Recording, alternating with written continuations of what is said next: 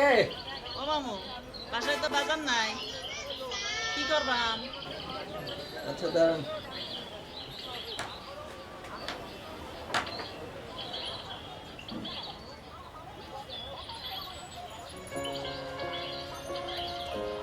তাহলে আপনি আজকে যান, রান্না করা লাগবে না, আমি বাইরে খাবো।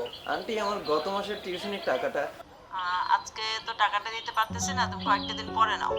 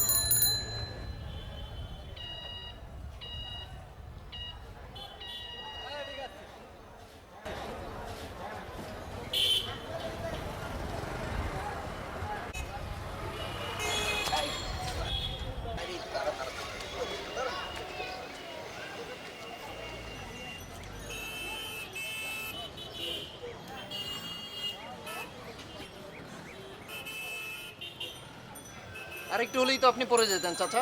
অনেক দূর থেকে আসছি বাবা, সারাদিন কিচ্ছু খাইনি। চলেন চাচা, কিছু খেয়ে আসি। না না বাবা, সারাদিনে একটাও সবজি বিক্রি হয়নি, আমার কাছে কোনো আরে টাকা চলেন না, নাই। না বাবা, চলেন চলেন। না বাবা, আমি যাবো না বাবা। চলেন তো। না বাবা, আমার সবজি। আচ্ছা আপনি একটু বসুন।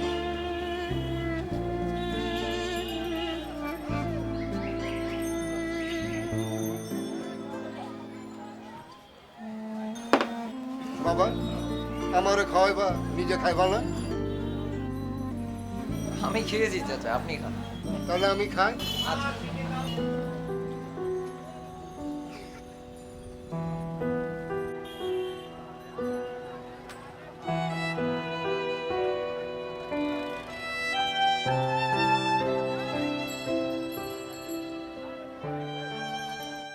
এতক্ষণ যে গল্পটি দেখলেন সেটি আমার জীবনে ঘটে যাওয়া বাস্তব একটি ঘটনা। কম বেশি স্যাক্রিফাইস আমরা সবাই সবসময় করে থাকি। সবসময় সব কিছু আমরা হয়তো খেয়াল করতে পারি না। আমাদের আশেপাশে এমন অনেক মানুষ আছে যাদেরকে একটু সাহায্য করলে তারা অনেক বেশি খুশি হয় এবং আত্মতৃপ্তি পাওয়া যায়।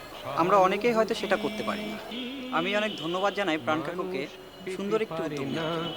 ও বন্ধু, মানুষ মানুষের জন্যে, জীবন জীবনের জন্য।